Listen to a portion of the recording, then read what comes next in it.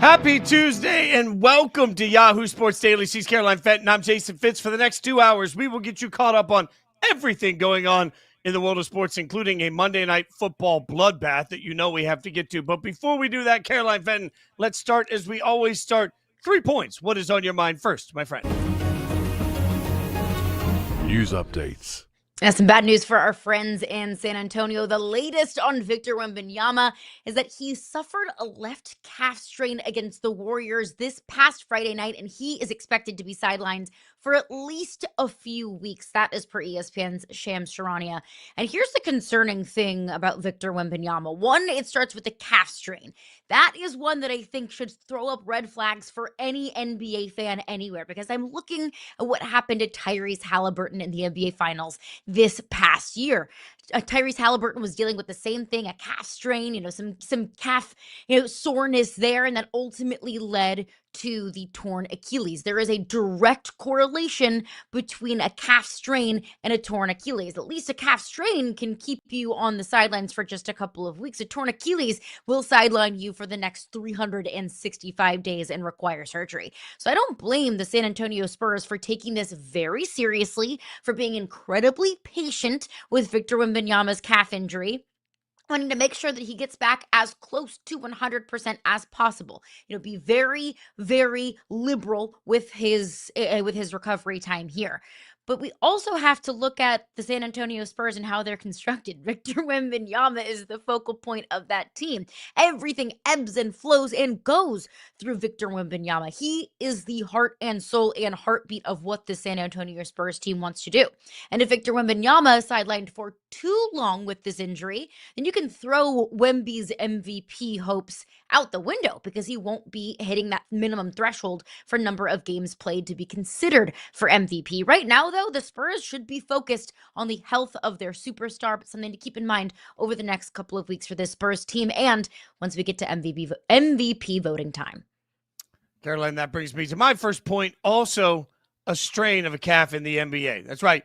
The bad news continues. The Memphis Grizzlies announced Monday that Ja Morant suffered a grade 1 right calf strain in the first quarter of Saturday night's loss at Cleveland. He will miss at least 2 weeks. Now, remember, to your point about the kinetic chain and the fact that the ankle and the calf seem to all be related, Ja missed Wednesday night's game against the Boston Celtics because of a sore right ankle. Now he has a right calf strain. These things are all tied together. And this is terrible timing for Memphis. Memphis has lost 4 in a row. They've lost 8 of their last 9. Their season seems to be absolutely floundering. And we're spending more time wondering who Ja is eventually going to play for than we are wondering if the Grizzlies can turn anything around. Now, with the calf strain that's going to cost him at least 2 weeks, the Grizzlies are going to have to figure out how to continue to try and win games without him, while also figuring out what this team looks like, understanding that Morant is currently averaging a career low in minutes, field goal percentage, 3-point field goal percentage, rebounds, and a career high in turnovers.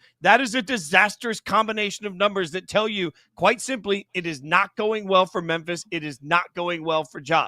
And knowing that those two things are happening at the same time, that doesn't get easier or better with him on the bench. Unfortunately, with this injury, now we don't get the grace of the opportunity for him to sort of play through this problem. Over the next couple of weeks, the Grizzlies are going to have to figure it out, and then they're going to have to figure out, again, how to get Ja on track. If they can't get him on track, they're going to have to figure out what the trade value looks like and how to move on. And all of that gets a little more complicated when you start to say calf strain. Of course, calf strains have the opportunity to heal completely. I expect that Memphis will be, just like you mentioned with San Antonio, patient in the return of Ja, but this makes a bad season look even worse for the Memphis Grizzlies.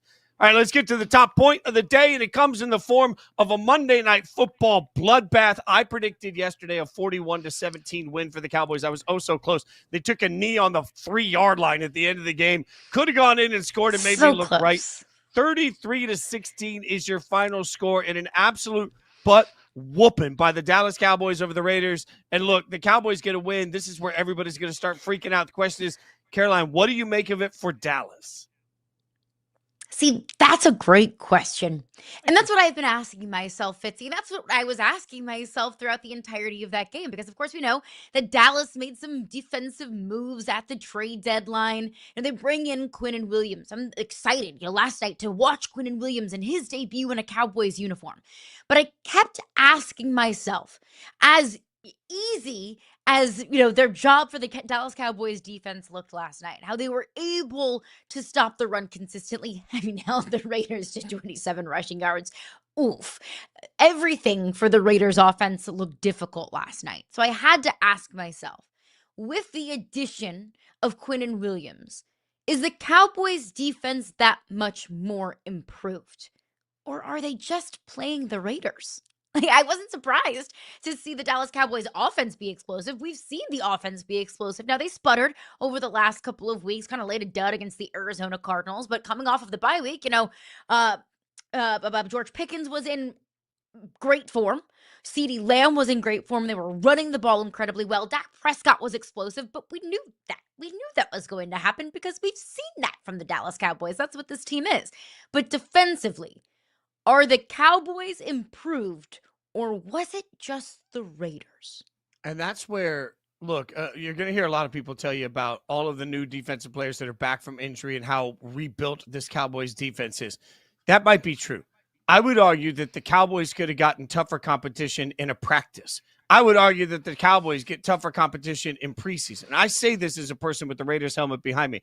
The Raiders offensive line, as it is currently constructed, is the worst Raiders offensive line I've seen in my lifetime. And I want to stress this here. I've been watching Raiders football for over 40 years. They have literally never had an offensive line that is worse than the one that they put on the field last night. I want that context to be out there because I think a lot of people probably haven't paid attention to the Raiders because you don't waste your Sundays watching terrible football like I do. So you watched the Cowboys last night and you thought, oh, man, it's all fixed. Two things can be true. The defense can be better. Yes. Quinnen Williams can make a drastic difference. Yes. I think all of these things are going to be true. But the reality of it is, last night, especially because of injuries that took an already terrible offensive line and made it worse, I don't believe that was an NFL caliber offensive line. I would make the argument that of the 5 offensive linemen on that team last night that started for the Raiders, not a single one of them would even be a backup on a regular NFL team. Not a single starting offensive lineman from last night's game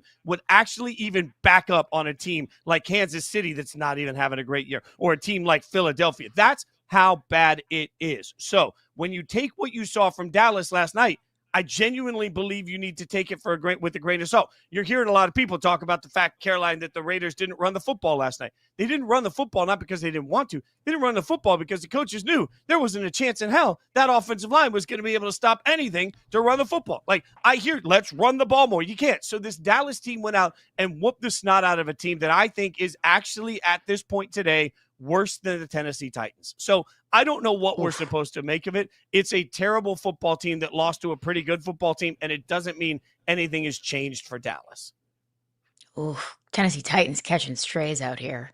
But that's how bad it is for the Raiders. So, and I think the subsequent conversation after that game last night, and look, fairly so, was, okay, the Cowboys made these additions at the trade deadline defensively. They looked great defensively. What was Jerry Jones's big thing? We need to be able to stop the run. Well, they did do that last night. Technically, they did do that last night. So I think the fair question coming up today was, is this Dallas Cowboys team improved enough to get a crack at the postseason?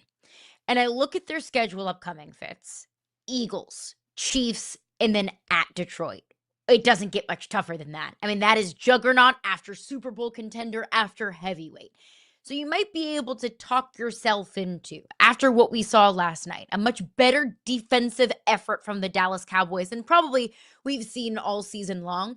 You might be able to talk yourself into the Cowboys winning 2 out of those next 3 games. I don't know. The Chiefs don't look like vintage Chiefs. The Lions are so hot and cold and yes and no. They're so inconsistent that the Cowboys could get the Lions on a bad day and win that game. Like, you could talk yourself into the Cowboys winning 2 of those next 3 games, because I've said, and I've been incredibly consistent with this Cowboys offense, if it is humming the way that it was last night, if Dak Prescott plays at an MVP caliber level like he played last night and like he played for a majority of the beginning of the season, The Cowboys defense just needs to be like 10% better. It just needs to be average at absolute best, and we can talk about this team being a legitimate Super Bowl contender. All of those things I think are fair. I can see how you could get to that conclusion, but Fitz, I just keep going back to the team that they were playing last night. Like you can say like, okay, is that guy hot or is he just wearing like a backwards hat? I say that the same thing about the Cowboys and the Raiders last night. Like, are the Cowboys good or were they just playing the Raiders? I love that. Hot or just the hat backwards is amazing. Just wearing a backwards hat. Yeah. Yeah. Is he hot or The does he have a Cowboys, Southern accent? oh my God. The Cowboys plus 825 to make the playoffs right now. So obviously still viewed as a bit of a long shot. And one thing I do want to point out, the Eagles-Chiefs game is the Eagles game is on a Sunday. The game against the Chiefs is on Thanksgiving on Thursday. So that is going to be a quick turnaround. So in a matter of 10 days, the Cowboys will answer all of this for us. In a matter of 10 days, we'll know if the Cowboys are going to be Super Bowl or playoff caliber football, or if they're just going to be out here wasting away. I have a sneaking suspicion, even though they're taking on the Eagles, whose offense is also broken, and they're taking on a Chiefs team that, frankly, can't run the football at all also, and just feels like they're a little bit broken. Man, it's going to take absolute elite football from the Cowboys to get through this thing unscathed. And Quinnen Williams was absolutely electric last night. I don't want to take anything away from that, and it feels like I am. I think two things, again, can be true. That part of this can be just how stinking good the Cowboys were, but part of this is just, they weren't doing anything wild or creative. This is just guys that are getting through terrible players on an offensive line. So I don't know what to make of it. The other thing, too, Caroline, when you look at the Raiders side of it, I'll say this. This is where everybody's going to start talking about, well, you need a quarterback, you need a quarterback. This is my message to every bad football team. But I just want to remind the world, especially because if you look at the draft standings right now, it's easy to look at this and say, oh, Gino, got to get a quarterback. Go get Fernando Mendoza. As of right now, if the draft were today at 2-8, wildly, the Raiders would have the 6th pick. That's how many bad teams there are. Oh, my gosh, that's crazy. Even if you believed Fernando Mendoza was going to get there, I just want to stress, as much as we are obsessed with quarterbacks, quarterback isn't the reason that the Raiders are losing football games. Sure, Geno Smith isn't very good, but at the end of the day, you could put Patrick Mahomes behind that offensive line. It wouldn't matter. He'd get murdered. There is no hope for Patrick Mahomes behind that offensive line. There's no hope for Josh Allen behind that offensive line. There's no hope for Joe Burrow behind that offensive line. Like, hear me now, guys. Like, I know everybody thinks, oh, we're going to go draft a quarterback and it will fix us.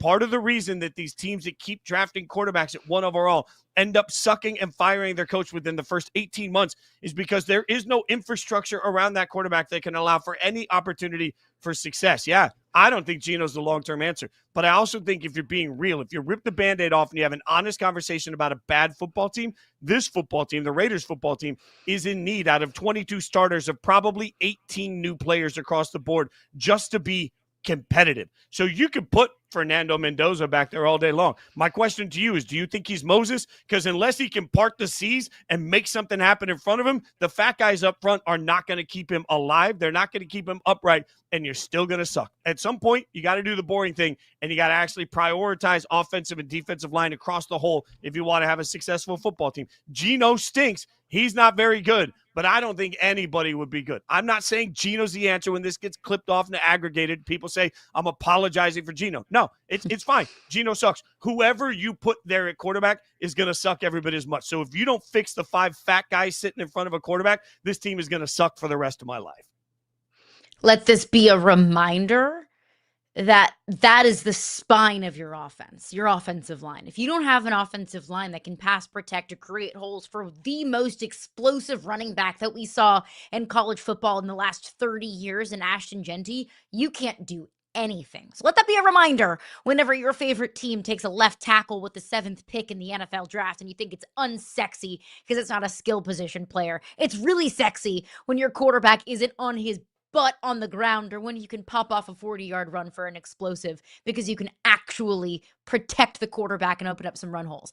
But Fitz, it wasn't that long ago that we were talking about how the addition of Pete Carroll would at least bring some semblance of consistency into an organization that has been lacking it. That he would bring a strong foundation, that the Raiders probably weren't going to be a great football team. They probably weren't going to make the playoffs, but they were looking like a 6-11, 7-10 type of team.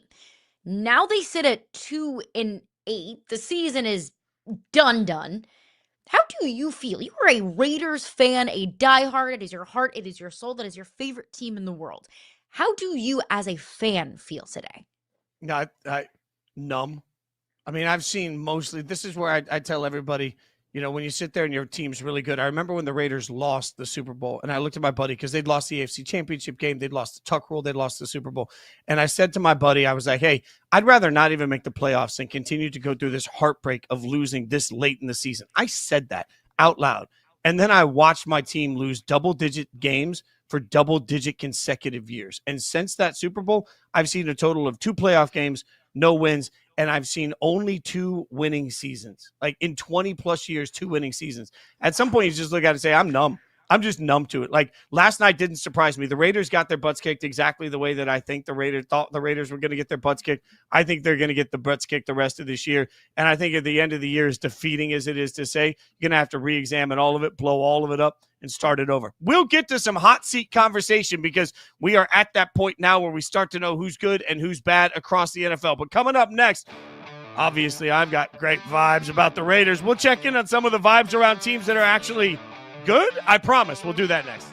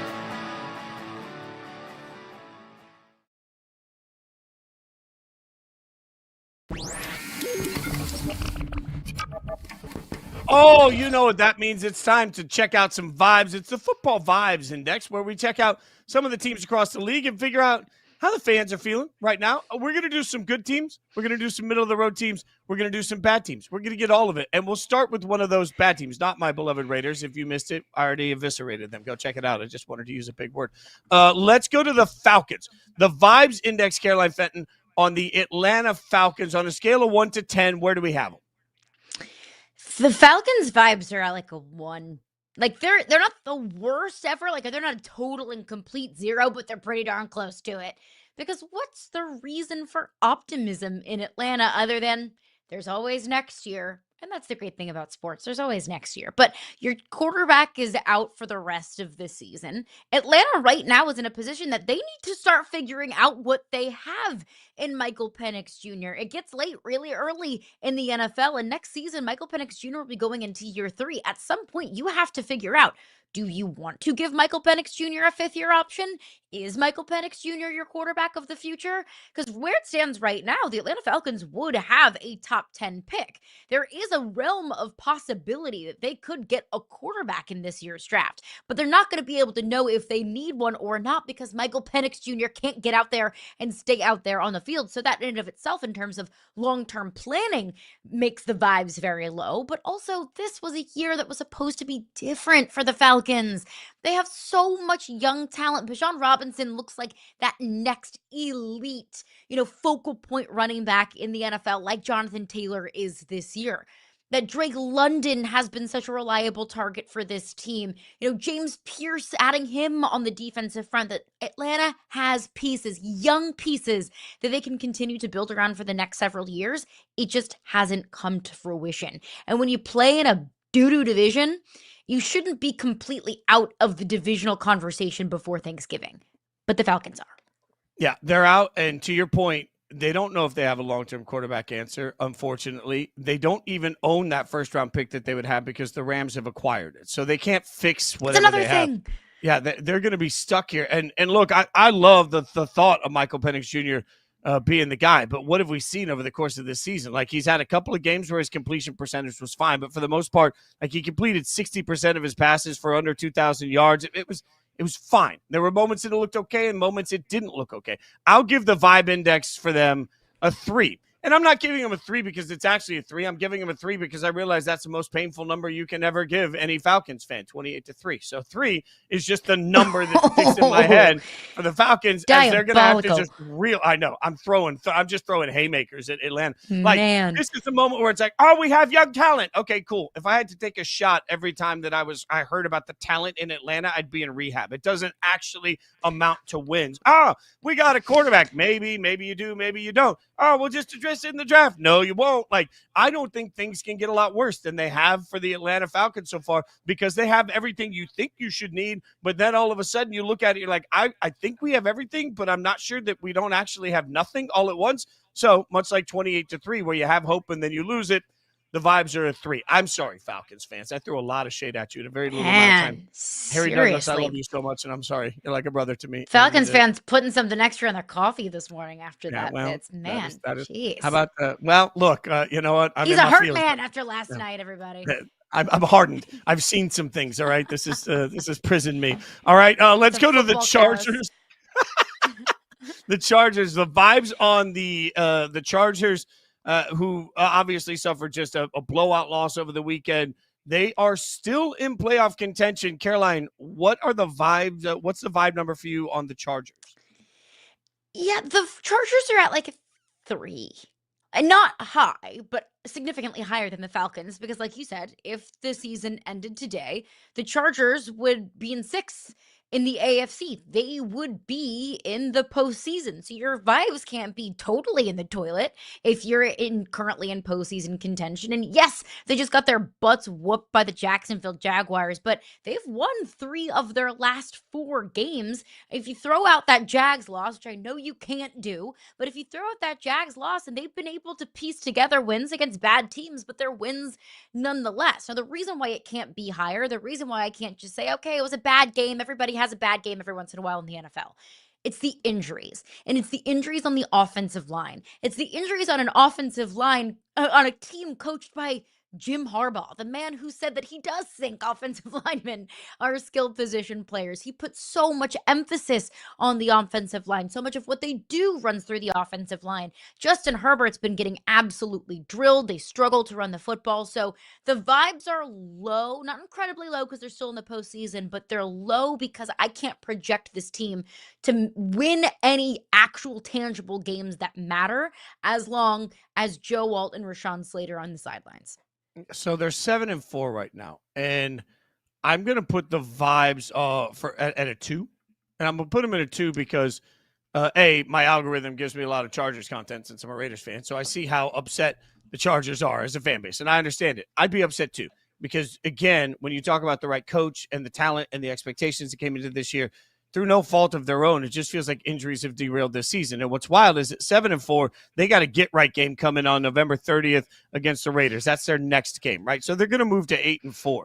What's alarming to me is after they get to 8-4, I'm not sure they win another game this year because they have the Eagles, the Chiefs, the Cowboys, the Texans, and the Broncos in consecutive weeks. I could genuinely see this team going from 8-4 to 8-9 over the course of 5 weeks because they're playing really good teams that can attack them. They've got, look, you mentioned the offensive line issues, which I think is the biggest, scariest part of what's happened to the Chargers. Well, what we saw from Quinnen Williams last night, he's going to feast against that offensive line. Like, the Texans might not be a great football team, but that Texans defense is certainly elite. The Broncos, I'm not sure I trust Bo Nix, but I certainly trust that defense. It is elite. The Eagles are an elite defense. So you start looking across the board, they don't have a lot of gimmies left in front of them that feel like comfortable games. So to me, the vibes are low because Chargers fans know that even though the record's good, the team itself isn't great. What about, let's get another one in here. What about the Lions? Where are you on the Lions and the vibe index for a Lions team right now that still, like, some weeks looks like a Super Bowl contender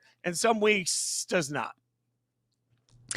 If you were to ask Lions fans the vibes on Sunday night, early Monday morning, it'd be like a 1, right? And whenever your team looks as horrendous as Jared Goff and the Lions looked on Sunday Night Football, like, you're allowed to feel that way. Like, I will never tell a fan that they're overreacting after their team looks that bad.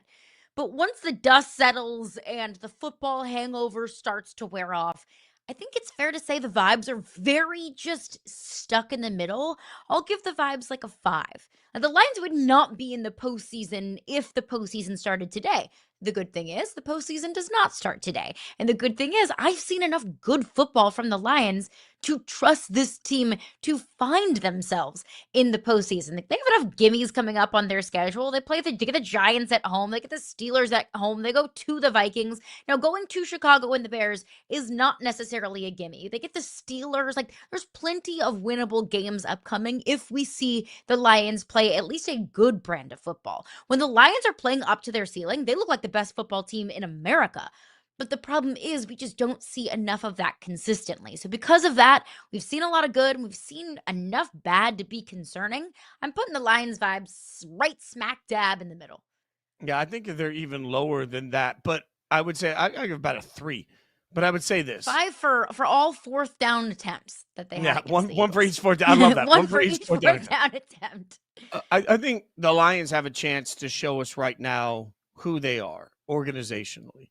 If you are not the Lions anymore, if you are truly now one of those teams that has turned a corner and truly now one of those teams that's become an annual contender that we view differently than we viewed the Lions for generations, then everything is in front of you. We saw the quote as the players and coaches have come out repeatedly over the last few days and said, everything's in front of us. Cool.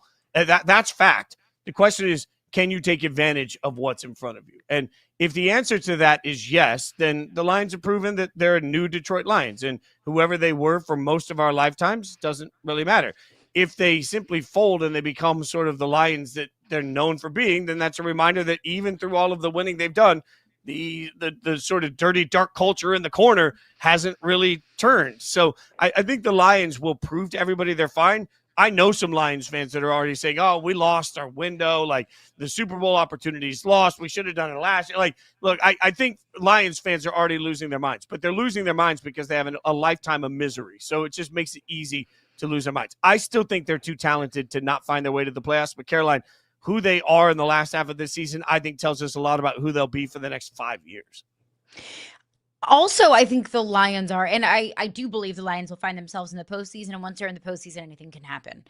Let the Lions be a reminder and a warning to all of the teams out there saying, okay, well, we'll do it next year. I heard Jerry Jones talking about that last night about, hey, postseason might be a little bit of a far cry for us right now, but we're really focused on next season. There's no guarantee that your offense will be as explosive next year as it is this year. The Bengals in 2024 to 2025 are the perfect example of that. Dan Campbell talked about that in his post-game press conference after they got beat by the Washington Commanders in the postseason last year. He talked about, well, there's no guarantee that we're going to be right back here. Let that be a reminder that the Lions looked like one of the best teams in the NFL last year, and now they wouldn't make the postseason if it ended today. The Kansas City Chiefs were in the Super Bowl last year. They were, 12-0 in one-score games? Now they're 0-5 in one-score games. So next year is not always a guarantee. Yeah, and a solid reminder on that, especially the way the league continually changes. I mean, I go back to Jimmy G. Like, we watched Jimmy Garoppolo in the fourth quarter of a Super Bowl against the Chiefs with the lead, and then we watched that meltdown. Think about how different the entire view of Kansas City and Jimmy G and the 49ers all changed from one quarter of football. And it was easy at the time to look at it and say, oh, San Francisco will be just fine. Hasn't turned out to be just fine. You got to take advantage of the window while it's open. Otherwise, man, you never know. You just never know. It's so hard to get back. All right, we're going to keep breaking down a bunch of NFL stuff today over the course of the day. We've got some hot seat conversation coming too that we'll check in on the vibes. But coming up next, some of the best young freshmen in the world on the hard court. What should we make of them? We'll tell you next.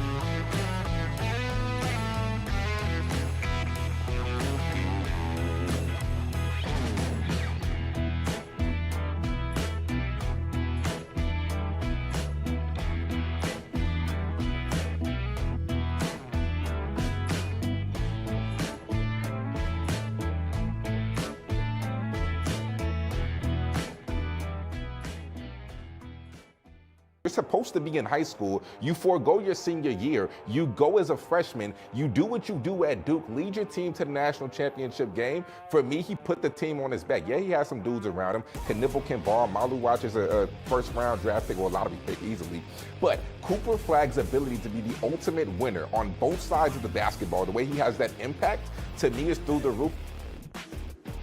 That is King McClure back in the Yahoo Sports NBA Draft Special talking about Cooper Flagg. We got King hanging out with us right now, brother. It is so good to see you.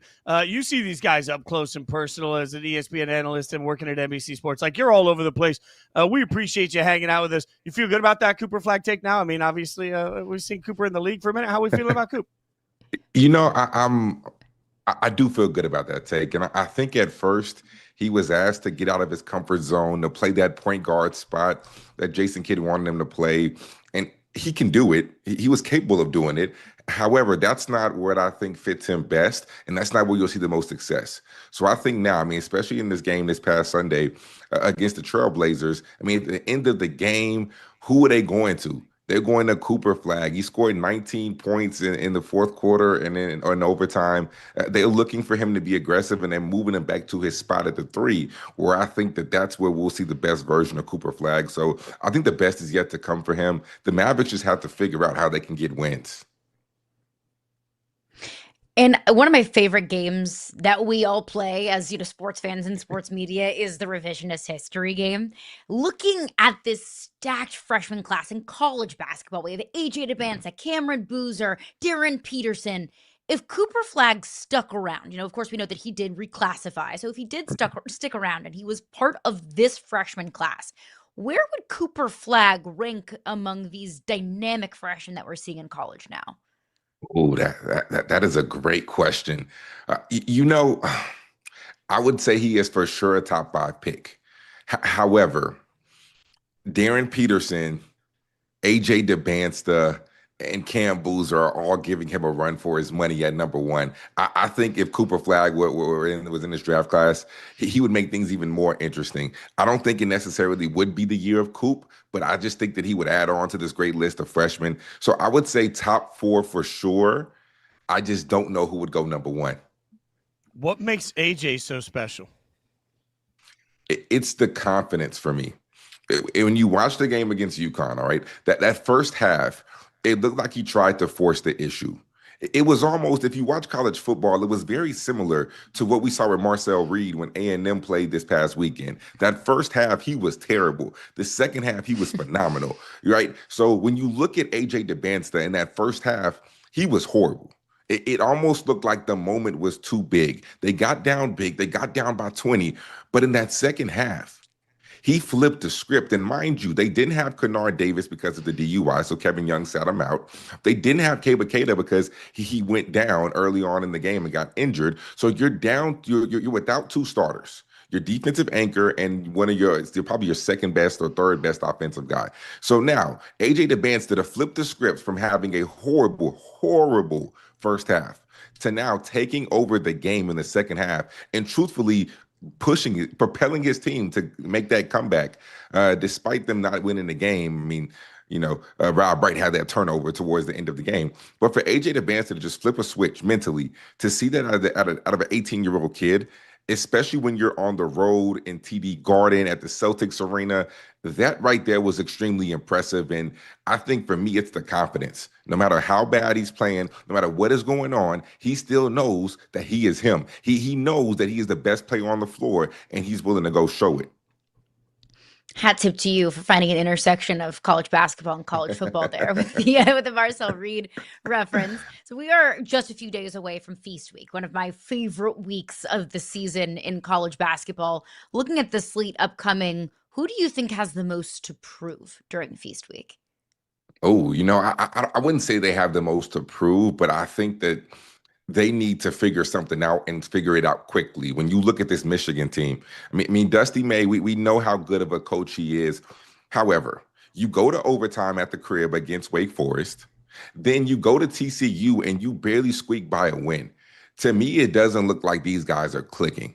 And a part of that reason is because they're playing almost three post players, but not your traditional post players, but three guys in which excel down low, right? You have Morez Johnson, who doesn't shoot threes, but he's a monster in the paint. You have Morrow, who is climbing up draft boards, who also doesn't shoot threes. And you have Big Yaxel Lindeborg, who, in my opinion, is probably one of the best players in the country.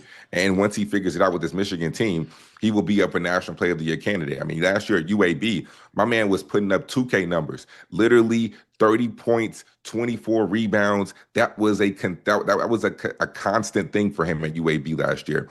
So when you play these three guys, I mean, Yax can shoot the ball from behind the arc. He's really not a knockdown shooter, but he's about 6'9". So you got a 6'9" Yax, you got 6'9" Morez Johnson, and you got 7'1" Mara, right? Down low. These three guys cannot be on the floor at the same time.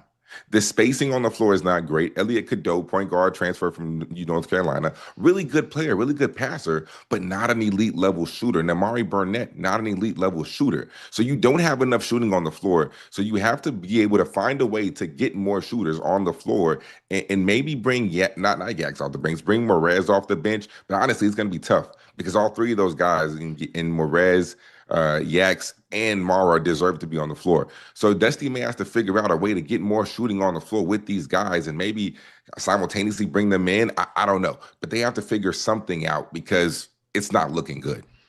All right, let's talk a little bit before we get to your Baylor Bears and talking about that team. They're taking part in the Players Era Festival out in Vegas, actually. Players Era Festival. I feel like there's all these different invitationals at the beginning of the season. So tell everybody what makes this one actually a cool one. Yeah, so with this Player Eras Festival, it's one of the first tournaments that we have seen that's actually paying teams to be a part of it. So with this whole NIL and this new wave that we are seeing in college basketball, well, the Players Era Festival, of course, is going to be in Las Vegas. That's where all the money is, right? So they are paying $1 million to each team in order to take place and be a part of this. And then the winner gets an additional $1 million. And if you come in second and third, you also get some prize money, but it's not as much, not the whole million. But if you win, you get an additional $1 million. So just being a part of it, you get $1 million for your NIL. So a lot of teams are choosing to play in the players era over prestigious tournaments like Maui or the Bahamas tournament. I'm blanking on the name of that, right? But teams are choosing to go to the players era tournament because it's helping with their NIL. So if you're allowed to just get money right here and get $1 million to help to go towards your NIL, of course you're going to choose this. So this will be a loaded slate, but I can't wait for this tournament because this year they're at 18 teams or 16 or 18 teams. Last year they were at 8, but I think this year they're at 16. It's going to be a phenomenal tournament, a phenomenal 2-3 days of basketball. Yeah. Do you ever think about it, King? You ever just wonder, like, if NIL had existed during King McClure's era, like how much, like what the house would look like? I mean, I'm just asking. Fitz, that's a question that I contemplate on a weekly basis because we have to remember this, Fitz. I'm not old. I'm not even 30 yet. So I missed this NIL era by 3-4 years. So I literally, my parents would have waited 3-4 years to have me. Fitz, I'd be a millionaire right now. Oh, that's amazing. That's amazing. I think about it too. I was not a college athlete, but I do think about how cool it would be if I was a millionaire. On that topic, though, you know, we have so many fun freshmen in college basketball right now. You're always going to have those one and dones. But now in this era of college basketball, we have the Chad Baker Mazzaras of the world who are 25, 26 in their 5th or 6th year in college basketball, in their 3rd, 4th, or 5th school. Is NIL the sole reason for players sticking around longer, or is there something else? Yeah, for sure. I think it has to be NIL, and I think, this is a loaded question.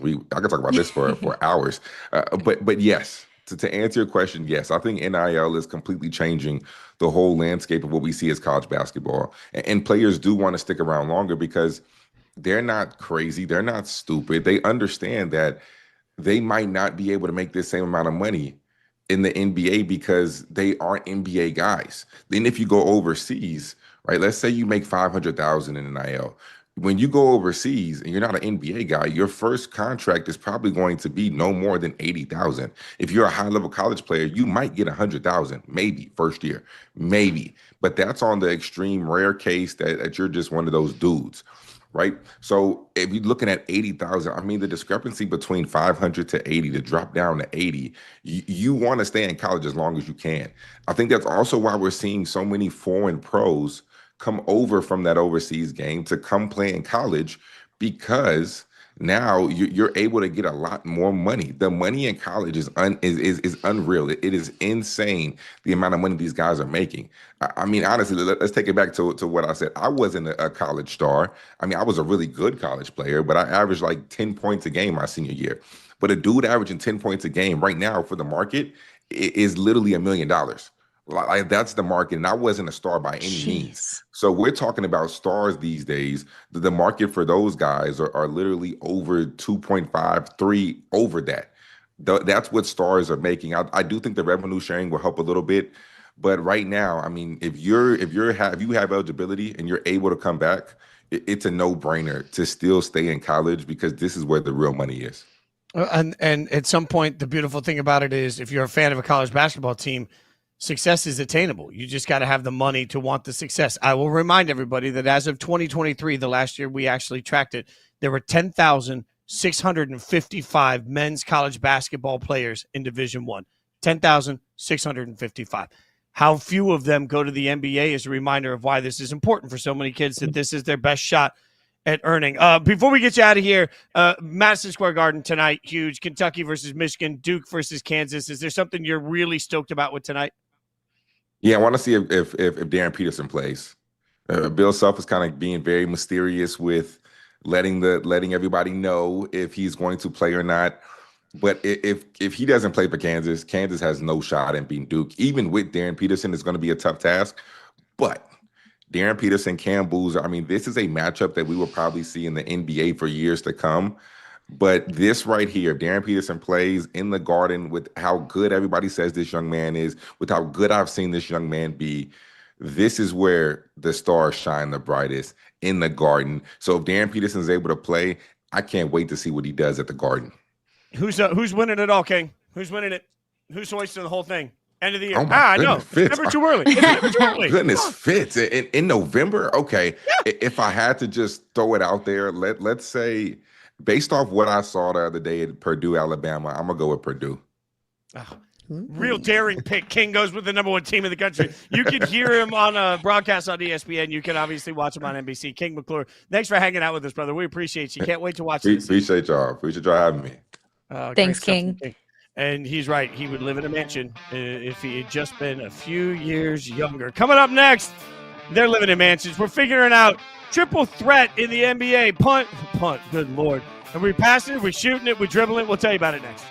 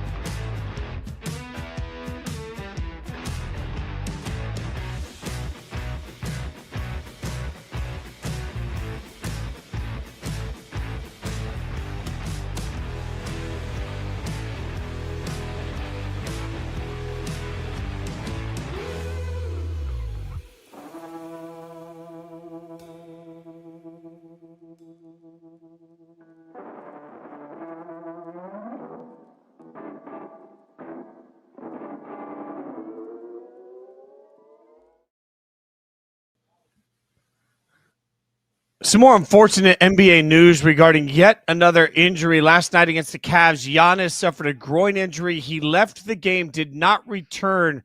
As you see here, he's headed for an MRI today. The Cavs won the game led by Donovan Mitchell's 37 points. A 118-106 final was there. Hoping for the best for the Bucks superstar. Caroline, how worried are you about the potential major injury? Should it be we're awaiting the MRI for Giannis? I'm not going to be overly concerned until we get the confirmation that it is catastrophic, that it is something that's going to leave Giannis sidelined for an extended period of time, that it is incredibly severe. Because without Giannis, I can't trust this Bucks team to make any sort of run. This Bucks team is Giannis. So until I hear that it's incredibly severe, I'm going to say I'm not overly concerned. If it's something that leaves him sidelined for just a couple of weeks, that's fine. Get healthy, come back and continue to get back into your winning ways. Right now, though, seeing him get back up, and he ran around a little bit, and yes, he got back down on the floor, and then he went to the locker room, but just seeing him get up and move around was, I think, at least encouraging a little bit for me. I'm not overly concerned yet, but I do reserve the right to take that back if we learn that it is worse than initially anticipated. Yeah, and I think it's worth noting. I mean, right now the Bucks are 8-7, so it's wildly early in the season, obviously. But defense has been a huge problem for them. They're still trying to figure out what their identity is going to look like. And Giannis has been absolutely spectacular, right? So I'm with you. Without Giannis, it's going to be really tough for the Bucks to be competitive at any level. We all know that. That's not a hot take. So the sooner they can get Giannis back, the better chance they have at trying to maximize the ability, especially in a wide open East, which is something we're going to continue saying a lot. So let's get to triple threat. It is getting time for triple threat. This is what we're going to do. We're going to give you a take, and then we're going to figure out, are we shooting it, which means we're buying the take? Are we passing it, which means the take sucks and we're out? Or are we dribbling, which means, hold on, I got to figure things out. I want to wait and see how it plays out just a bit further. First up, all right, we got Paul George returning last night against his former team as the Philadelphia 76ers, led by Tyrese Maxey, good Lord, 39, defeats Harden and the Clippers, 110-108. Harden had 2 shots at the game winner, didn't get it, was too busy complaining he didn't get fouled at the first attempt. So the Clippers now 4-10. So are the Clippers 4-10 on the court? Is that dumpster fire now bigger than the off-the-court dumpster fire surrounding aspiration and all of the controversy? Are you passing, or dribbling that take? I'll dribble on that, honestly, because if you would have asked me this about a month or so ago, I would have said absolutely pass, no way, because we have way too much evidence. We have way too many smoking guns, so to speak, to point the finger at Steve Ballmer and the Clippers organization for circumventing the cap. There was so much evidence there. It was so obvious to all of us that that's what they were doing. Yet I still haven't felt or heard or sensed any sense of urgency from Adam Silver or the NBA to get to the bottom of this, even when we got true, tangible evidence that felt so obvious that that's what they were doing. Adam Silver emphasized, we're going to take our time with this. Everyone is innocent until proven guilty. So because of that, I don't really know what will, if anything, will come from the aspiration of it all. So I will legitimately dribble on the fact that the Clippers on the court product, as bad at it as it has been this season, might be worse than what's going on off the court. If the question of, is the on-the-court dumpster fire bigger than the aspiration dumpster fire, I will pass on that. I don't think it's bigger, and I don't think it's bigger because, frankly, I don't think anybody cares about the Youngs. And, this is just being real for a second. As the old man in the room, I'm allowed to say this. Look, there's nobody right now that's staying up late to watch the Clippers. There's nobody right now casually that gives a damn about the Clippers. There's nobody casually that's sitting there saying, oh, how can the Clippers impact the West? Nobody cares. Nobody cares about the LA Clippers. The entire nation is a lot like the city of LA. You're an afterthought. And when you are an afterthought, you got to figure out how you're not going to be an afterthought. Now, their way of trying to do that was signing huge name veterans to come in and play and hopefully get them to a championship. That never came together. For a myriad of reasons, it never came together. Don't really care why it didn't come together right now. The old thing is that it just didn't come together. So I care far more about the aspiration controversy only because that could impact their future. And the one thing the Clippers can't do right now is have their future impacted. When you are an irrelevant franchise, which is what they are, the only way you become relevant is if you change everything about your roster at some point and you build. And I keep saying this, the way you win is you build like OKC, which is slow and low through the draft. It's like great barbecue, right? I don't trust Ballmer to do that. I don't trust the Clippers to have the picks to do that, depending on what happens with aspiration. So I think aspiration far bigger than the absolutely irrelevant version of the Clippers. Can I say it any louder? That Clippers team is absolutely not worth watching, but maybe they will be in the future. How about this one? All right, I'll give you another take. You tell me if you're going to shoot, you're going to dribble, you're going to pass. The Pistons, all right, the Pistons go out, they get their 10th straight win. They beat the Pacers 127-112. The Pacers fall to 1-13. So the Pacers start, which is absolutely incredible, 12-2, is more stunning than the Pacers' bad start of 1-13 is more stunning than the Pistons' great start of 12-2. What do you think?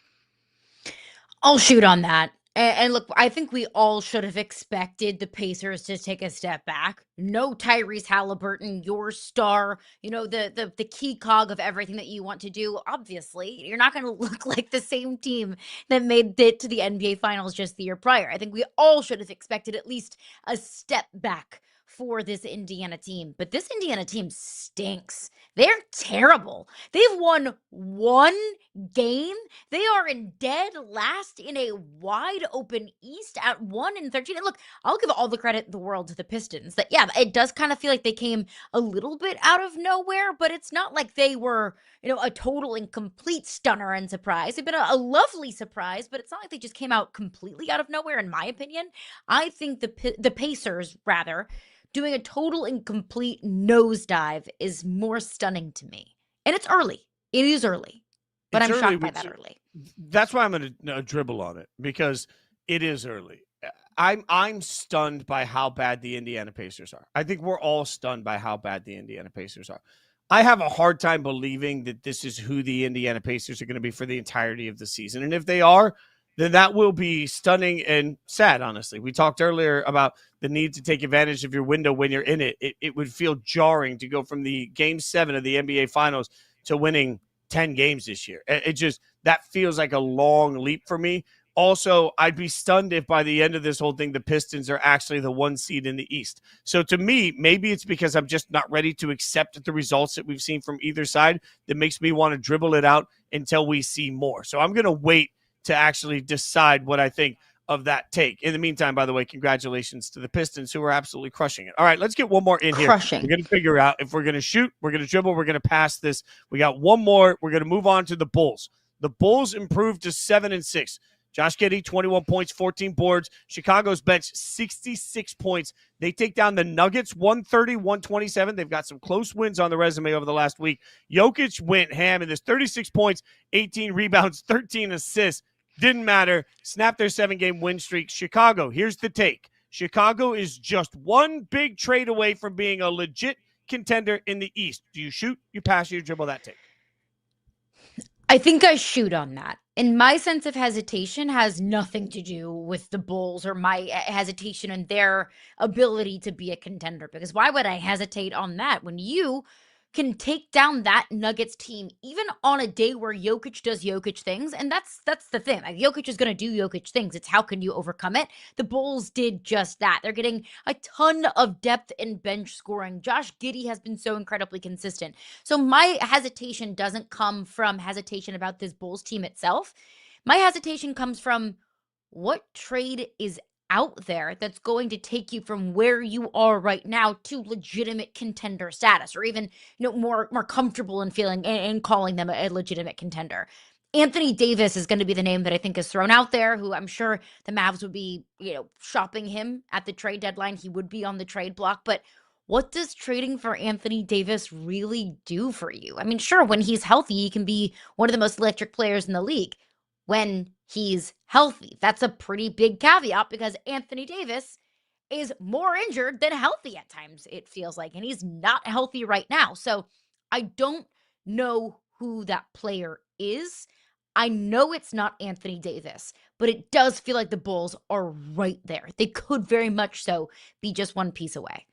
The hard part for the AD portion of it is because he's from that area, it makes sense on a personal level, right? Like people want to stack AD to the Bulls. When you look at the advanced analytics so far through this portion of the season, the Bulls play with one of the highest paces of play in the entire league. I don't really know how that factors into what AD does. Their three-point shooting is so far ahead what was expected, what it should be at this point. The expectation is that will probably drop down to the mean at some point over the course of the season. But again, that's how they built this sort of strength of the early season. Their three-point shooting their outside shooting has been electric. They do need mid-range help. There's no doubt about it.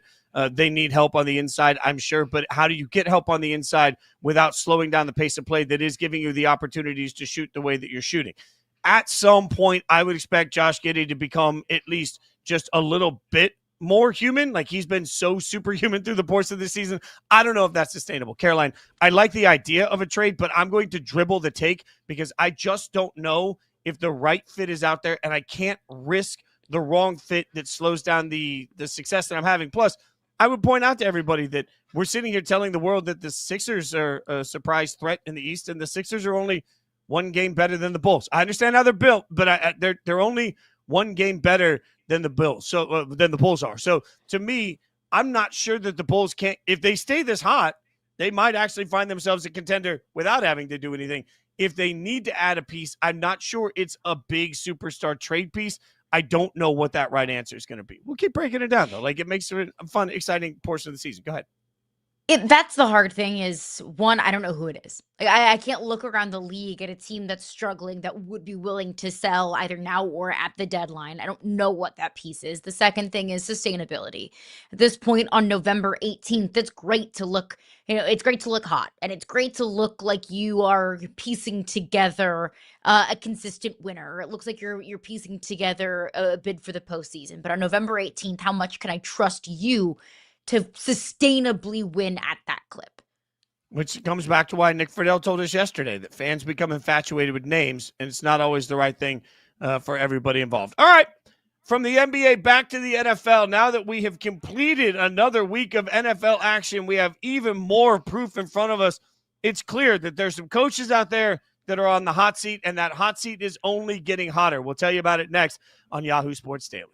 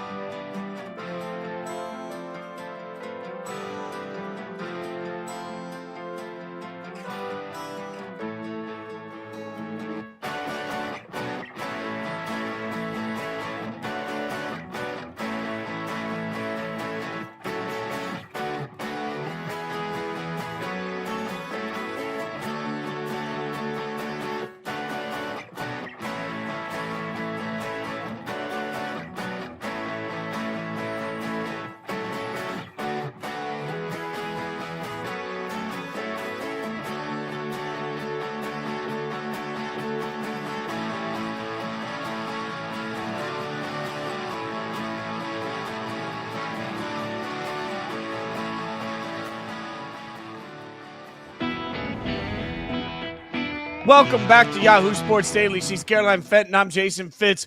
Week 11 is in the books in the NFL. And now that we have 11 weeks down, it's time to take a look at some coaches that might be finding their seat getting a little bit toasty across the NFL based on the results we've seen. Caroline, we started the show talking about this man. We'll bring him back up now. Pete Carroll, at this point, the head coach of the Raiders, hasn't even made it a year. This Raiders season has been an absolute disaster. I would usually throw to you first, and I'm just going to say it as the guy with the Raiders tattoo. It's impossible for Pete Carroll not to be on the hot seat. And this is where one thing I echo all the time is past failures of coaches are not the current administration's fault. So one weird thing about being a fan is that you carry fan trauma from generations with you. So you remember the moments that your dad or your mom, were crying watching your team when you were a kid. You remember all of the bad coaches that got you to where you are. And sometimes you look at it and say, well, I can't let that, like that Pete Carroll's not, it's not, John Gruden and Josh McDaniels and every Antonio Pierce, keep going back. The 16 head coaches I've watched as a Raiders fan in the last 20 years are not Pete Carroll's fault, but it doesn't change the fact that this year's result is absolute trash. The roster's not good enough. The play calling's not good enough. The coaching isn't good enough. All of it's broken. And when all of it's broken, the only thing you can do is look in the mirror and acknowledge this is going to be a long, slow fix. How many times do I tell you, Caroline? Sometimes in life, you got to look in the mirror and say, yep, I let myself get fat. And the only way you're going to fix that is day by day trying to do the right things the right way. That's the way long term that you actually fix it when you look in the mirror and you say, yeah, I let myself get fat. It is time for the Raiders to look in the mirror and say, hey, we're fat. And there's nothing we can do about it. And that means you're going to have a coaching staff that is in for the long haul. I'm talking 5 or 6 years from day one of understanding what a rebuild looks like. At Pete Carroll's age, I don't understand how you can make those things align. I don't think that he'll be the coach long enough to see a rebuild through. So you're going to have to find the guy that you think you can give a 5 or 6 year deal to and just start this whole process over. Here's what I struggle with. If you were to ask me to give a blame pie as to why the Raiders are 2-8 right now, Pete Carroll doesn't get the biggest slice of that pie. Because if I look at history and I look at Pete Carroll, one of the winningest coaches in NFL history who won a national championship at the college level and won a Super Bowl in the NFL, and I look at the Raiders who have stunk for my entire lifetime and have had 4 different head coaches since 2022. Who's the problem here? It's probably the Raiders organization. It's probably the Davises and ownership of the Raiders, not Pete Carroll himself. So I can't point the finger at just Pete Carroll for them being the reason why they're in that. I know that's not what you're doing either. You're not saying it's just Pete Carroll, but I can't say that you fire Pete Carroll and boom, all of a sudden this is a completely different Raiders team. But the reason why I do think it's time to move on from Pete Carroll, as much respect as I have for him as a person, as a coach, and what he has done in this league, I look at timelines, and I think timelines are an underratedly important thing in the NFL. This is kind of what I talked about with the Tennessee Titans, that their timeline's been off since firing their general manager in the 2022 season. That you fire John Robinson, the GM, and then you keep Mike Vrabel. You bring in a new GM, and then you fire Mike Vrabel, and then the GM brings in a new coach, and then you fire Rand Carthon, and then you bring in a new GM, and then you fire Brian Callen. It's just been on a completely different timeline. The timeline's been wonky. I believe in GM brings in his coach, who brings in his quarterback. If the Raiders are in a position, which it looks like they probably will be, if they're in a position to draft a quarterback in this upcoming year's draft, then you want the coach that's going to be coaching him ideally for the long term to select that quarterback. I think that the Bears did a disservice to Caleb Williams for holding on to Matt Eberflus and then firing him in his rookie season. Same thing with Brian Callahan and Cam Ward. I believe in the timeline aligning, not just for GM and coach, but coach and quarterback as well. So bring in a new coach who can pick his quarterback, and then they all hold hands and go into the sunset together. Yep, perfectly said. I don't blame Carroll. I think Carroll probably gets the smallest portion of the blame pie for everything I've seen this year. I just think he can't be part of what fixes it. All right. What about Raheem? When we talk about Raheem Morris and everything going on with the Atlanta Falcons, where are we on the hot seat for the Falcons? It's no doubt that this year is a failure for the Falcons with how much youth and talent they have on this team, but you can chalk it up to, okay, well, Michael Penix Jr. is out for the season. We're still trying to figure out our quarterback. I don't think Raheem Morris is on the hot seat. Yeah, I don't think he's on the hot seat, but I wouldn't have a hard time with it if he was realistically. Like, if we're looking at it just what's been accomplished over the last couple of years, they're not winning enough games, So at some point, I don't think that necessarily is just on Raheem Morris, but man, we fired Arthur Smith. If you're looking around, they fired Arthur Smith and said he's not taking advantage of the young talent. How did that change? So I don't think he's on the hot seat, but I don't think that they've really answered any of their questions overall, which is a problem. All right, let's go to another one. Kevin Stefanski and the Cleveland Browns. Much is constantly made about Shedeur and about Dylan and about Kevin Stefanski, 2-time coach of the year. Would you put him on the hot seat? I would. This Browns team is terrible. And they've been terrible. And look, I'll say the same thing about the Browns that I said about the Raiders. I don't think that Kevin Stefanski is the number one issue with the Browns. I think he's probably number 27 in the issues that the Browns have. The biggest issue is ownership in the Haslams. I think Andrew Berry, the general manager, is another massive issue. Just ask Mike Tomlin what he thinks about Andrew Berry.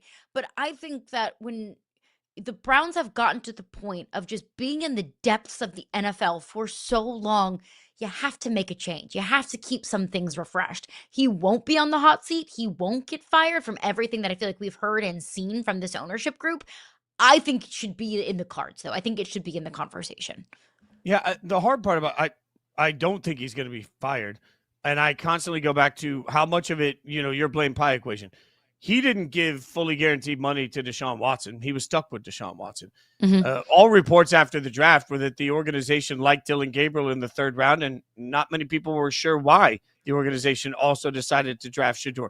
Like, if we had taken just the Shedeur conversation out of this, if nobody was paying attention to whether or not Shedeur was playing or not, if it had just been, Jason Fitz as the 5th round draft pick quarterback, would we even be clamoring for the job? At this point, would people be saying Stefanski should be fired? I think what has happened here is there's a magnifying glass that comes with Shedeur Sanders, that everybody has an opinion on how it should be handled. Everybody that has an opinion on how it should be handled doesn't have the benefit of seeing any of the behind-the-scenes stuff or knowing what any of the behind-the-scenes dynamics were. I think the Browns told you in the draft that they were simply going to take swings at the quarterback position at value spots, knowing that it was very likely neither of them could be the quarterback of the future. And to your question earlier, when I start saying I need a quarterback, I don't mind having Kevin Stefanski, 2-time coach of the year, be the guy that brings my quarterback along. I don't know that we've seen anything from him at this point that gives us the proof of concept that he can't do it. And I don't know that anybody else would drastically do better. I mean, my God, he's won double-digit games twice in Cleveland. How many coaches could win double-digit games twice in Cleveland? So I don't think he should be on the hot seat. I just think they don't have a quarterback. When you don't have a quarterback, your team sucks. Like, that's just modern NFL. What about Zach Taylor with the Bengals? He does have a quarterback. Done. Fire him. Out. Fire him. Fire him yesterday. Fire him last year. Fire him tomorrow. If you fire him tomorrow, it's too late. Get Zach Taylor out of there. Look, I have seen with my own 2 eyes Joe Burrow elevate teams that maybe, don't have the greatest of coaching staffs. But Joe Burrow can't overcome everything. And Joe Burrow can't overcome what Zach Taylor has done. Zach Taylor, I think, can I say this kindly and call Zach Taylor kind of a bozo? Like, this team has way too much talent on it. And I know Zach Taylor isn't solely to blame for an offensive line that can't pass protect for Joe Burrow. I get that. I understand that. It's not Zach Taylor's fault that Joe Burrow had the turf toe injury. But move on from Zach Taylor. This team has fallen so short of expectations on such an epic scale compared to how good their offense can be. And their quarterback, who I think is one of the best in the National Football League. Get Zach Taylor out of here. So, I love my Chopped analogies, the TV show where you have the basket of ingredients and you open it up and what are you cooking with, right? And I think in this case, when we're talking about coaches on the hot seat, the entire roster is your basket of ingredients and your chef is your quarterback, right? So are the basket of ingredients perfect for the Bengals? No, there's some flaws in there, but there's some beautiful ingredients. And your chef is one of the best chefs in the world. But your overall restaurant manager, Zach Taylor, doesn't know what he's doing. I like at this point, I think you were being kind in trying to be so kind in how you called out Zach Taylor.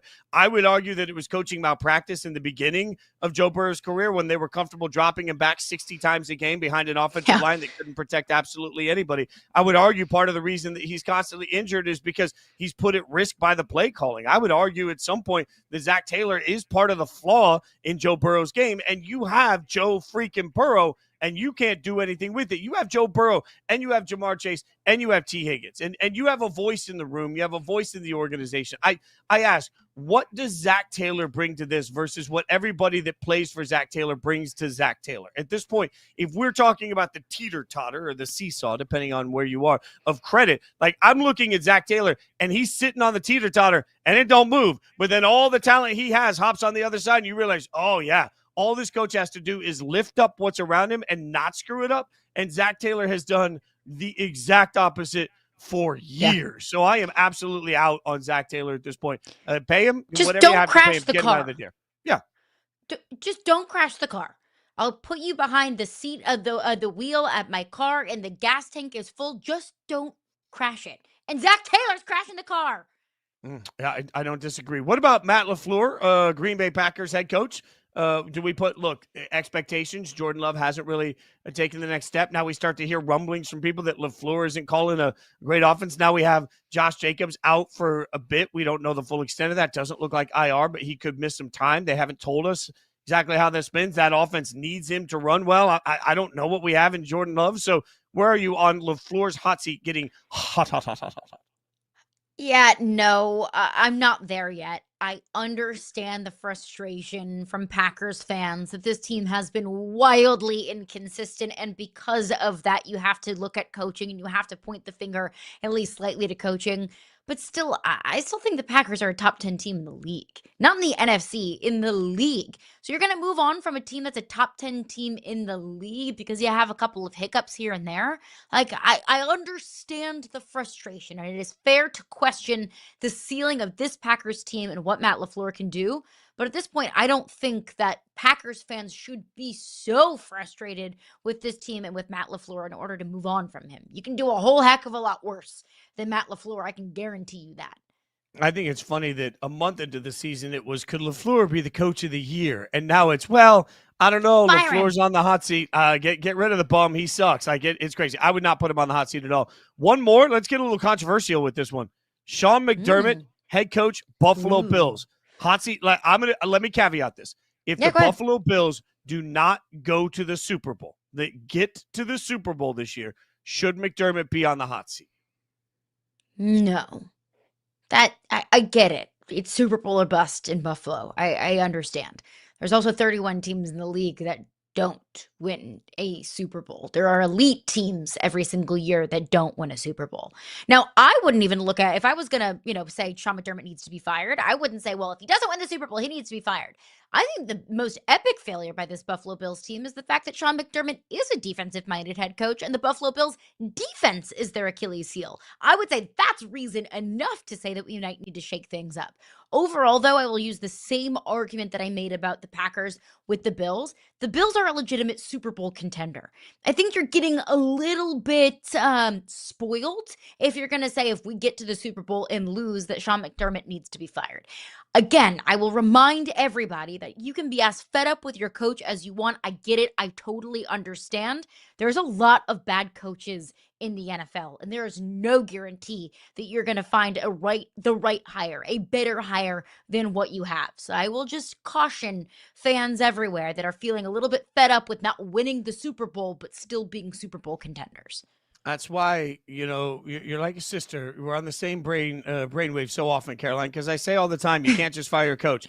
But I'm changing my mind. Look, here's the one thing. You mentioned the defense sucks, and I just watched Sunday, and I kept thinking this one thing. Brian Callahan's already been fired. He was arguably the worst head coach in the NFL this year. He's already been fired by the Tennessee Titans. I don't know that Brian Callahan couldn't win this many games with Josh Allen. I have become such a just Josh Allen stan for what he's capable of doing.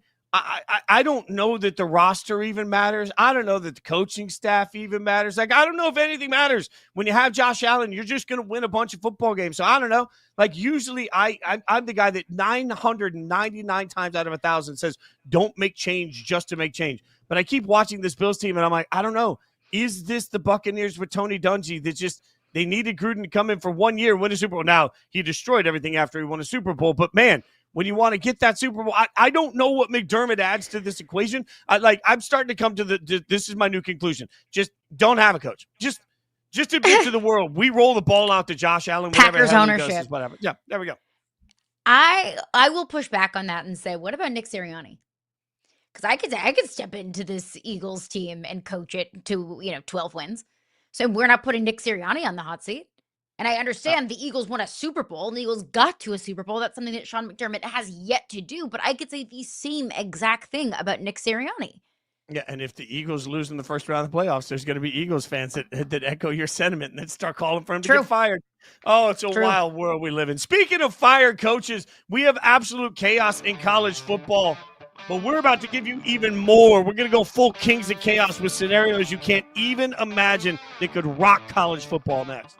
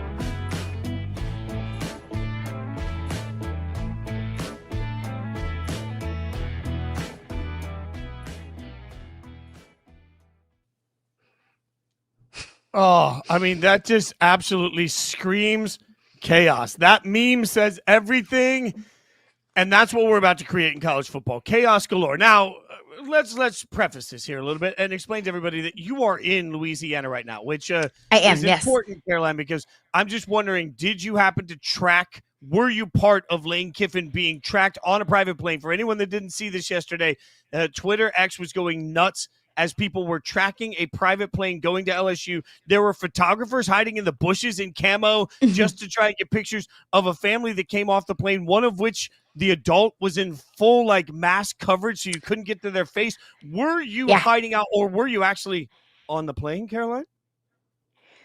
Will not confirm nor deny. No, I'm kidding. But I'm currently on LSU's campus. Like, I can look out into LSU's campus. So I was doing a little bit of staking last night, put my night vision goggles on, seeing if I could find Lane anywhere. I wasn't the only one in Baton Rouge doing that. I mean, my former boss was out there in full-on camo with his camera out there, taking, video of all of the planes coming in and coming out. So if you're not a college football fan, let me introduce to you what we so lovingly call plane tracking season. It started on the message boards that there was a private plane that left from Baton Rouge to Oxford, came back to Baton Rouge. There were all of these photos and videos that were so grainy. They looked like that show Finding Bigfoot, that you're like, I don't know, that just looks like a tall person out there. I don't think that's Bigfoot. But all of these grainy videos of, these message board posts saying, I think this man is 6'3". Isn't Lane 6'3"? The people coming off of the plane had masks on so you couldn't see their face. The plane ultimately ended up like going into the hangar so you couldn't see who was coming off and going on the plane. Like, it was true and full like spy season in Baton Rouge yesterday. But all reports said that Lane Kiffin and his family were in Baton Rouge yesterday, allegedly talking to the new athletic director. His wife was looking around at high schools, was looking around at houses. So all of Baton Rouge, I can attest to it, having my boots on the ground here, are in full Lane Kiffin watch mode, and the entire city is abuzz. And of course, that frustrates Ole Miss fans. Of course, that frustrates Florida fans, because Lane to Florida almost felt like a foregone conclusion. So now you have Ole Miss, Florida, and LSU, all three teams and fan bases that hate each other, might I add, are all kind of playing tug of war over the efforts of Lane Kiffin. It is peak college football. And Ole Miss is a 10-1 team, or, not 10-1, 9-1, wherever they are at right now, a top 10 team that has a clear path to the college football playoff. This is why, Stephen Godfrey said on our show, like, hypothetically, and now it doesn't look like it's hypothetical, Ole Miss could demand an answer before the Egg Bowl of what he's going to do, because they need to make their plans of moving forward. And that looks like that's been accelerated. I think Godfrey was giving us a little tip on this show. But Caroline, this is why I continue to say, if I'm Lane Kiffin, I'm not leaving Ole Miss. I'm just not doing it, because you don't have this level of just like, if Lane loses a game in Ole Miss, he goes out to dinner with his family and people say, we'll get him next week, coach. And we know that because it happens all the time. Lane loses games at Ole Miss every year. It's part of what we know about Ole Miss. He doesn't have to worry about a damn thing. You go to LSU, they are tracking planes and hiding in camo. You're coming out in full disguise. What happens when you are LSU's coach and you're the highest paid coach in college football, which seems like it's the inevitability for Lane, and all of a sudden you lose to Bama 3 years in a row? You're going to have to wear that same mask if you're going out to Kroger to get your groceries. It's all these are all the reasons. If I'm Lane Kiffin, I'm using Lane's all not of this shopping at as Kroger. leverage. Yeah, that's fair. He's got a private shop. We're talking about Lane Kiffin, Fitz. We're talking about a man who puts the target on his back himself. We are talking about the man that stirs the pot on Twitter every single day. We're talking about the man that posts shirtless photos of himself at hot yoga. You don't think he would love? He does look good. I will give him credit for that. No, I'm working on it. Look, I'm only human, but I think he loves that. I think he loves that attention, which is part of the reason why I think he's doing all of this. Part of the reason why I think he's going on this private jet tour of the Southeastern Conference is to drum up all of this buzz.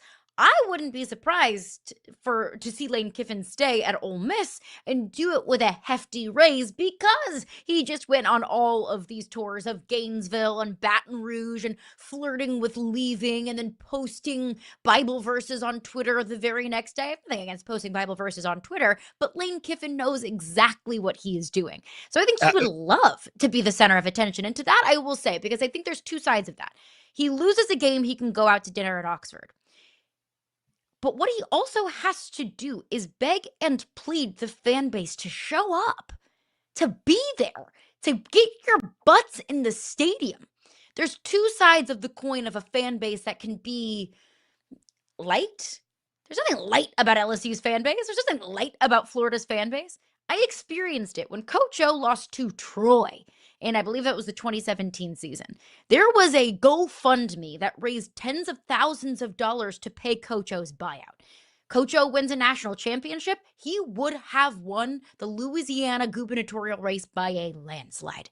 That's what that's like here. It is passion unmatched by any other fan base that I have ever seen. I know I'm part of it, so I'm biased. I can acknowledge that. But maybe Lane wants to be part of that.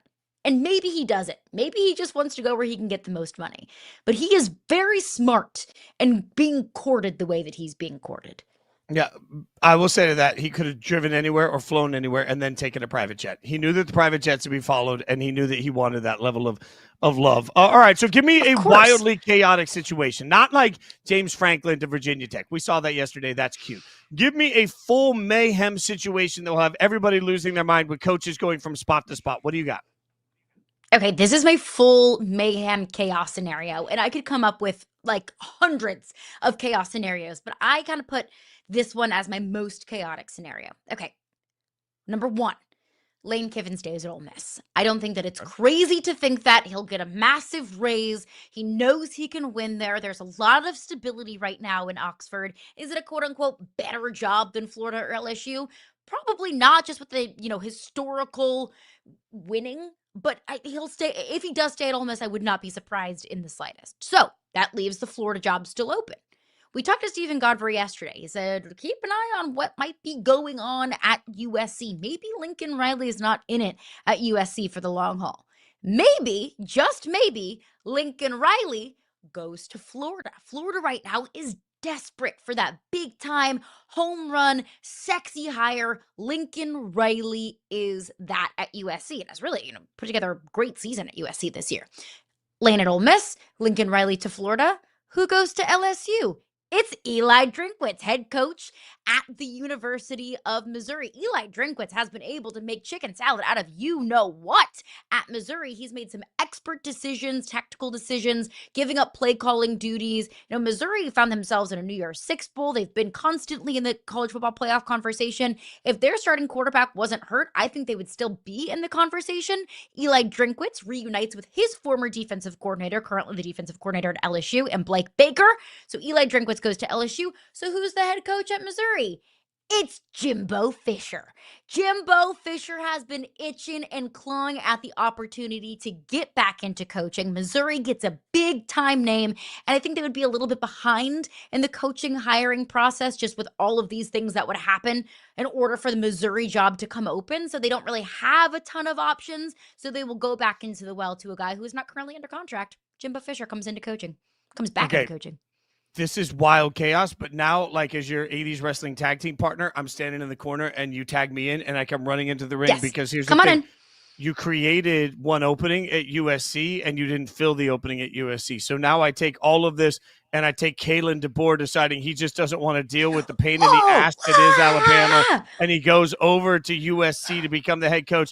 And now the Tide are left late to find out that they don't have a significant name for the hiring cycle and they missed out on Lane because Lane already took the extra money in the new deal at Ole Miss. And all of a sudden, Kalen DeBoer's like, you know what, Debbie or whatever your name is that wants me gone, you can have what you want. I'm out. And then all of a sudden, the lady that was going to win the lottery that wanted to buy him out, right? So all of a sudden, he goes out to USC and he says, hey, Alabama fans, you couldn't appreciate me. Up yours. I'm going to be the USC coach. And then the Bama fan base is stuck and going into the national championship game knowing they don't have a head coach. Come on. I love this. Oh, I love that. If we're going to talk about ultimate chaos scenario, I mean, that is total chaos. It would be wild to see, multiple coaches flirt with the idea of leaving their schools when their schools have a path to the college football playoff. Like we're talking about that with Lane. If Kalen DeBoer decides to leave Alabama when they're 10-2, potentially in the SEC championship game, and potentially have a bye in the first round of the college football playoff, he would leave to go to USC. Ultimate chaos, but that is true. I mean, like when Kalen DeBoer loses a game, he probably can't leave his house. He probably has to go into witness protection program. He probably has to go, to Georgia just to stay out of the state of Alabama, to stay out of the limelight. So not crazy to think about that. So who would go to Alabama? Yeah, they're stuck. They don't get anybody. They're stuck with like an They don't have a assistant coach. They're stuck with it. Like Brian Kelly. Yeah, Brian Kelly to Alabama. I mean, yeah, this is the moment where they're looking around. They're like, "Does anyone want to coach our school, please?" And then they're stuck with a hire they didn't really want. Alabama. They go after Dan Lanning. Dan Lanning says, "No, we're not interested." Right? They'll go after Ryan Day, and Ryan says, "No, I'm not interested." Everybody's already taken. It's a big name, so all of a sudden they're moving up a coordinator. God, I love this chaos. All right. We'll see how much of it plays out. If we're right on any of it, we'll clip it off and make sure the whole world knows. Just like we do every week when we're right about power rankings. It's time for Frank Schwab to join us and defend his worst work of the week. His power rankings are failed at the very top. We'll tell you why.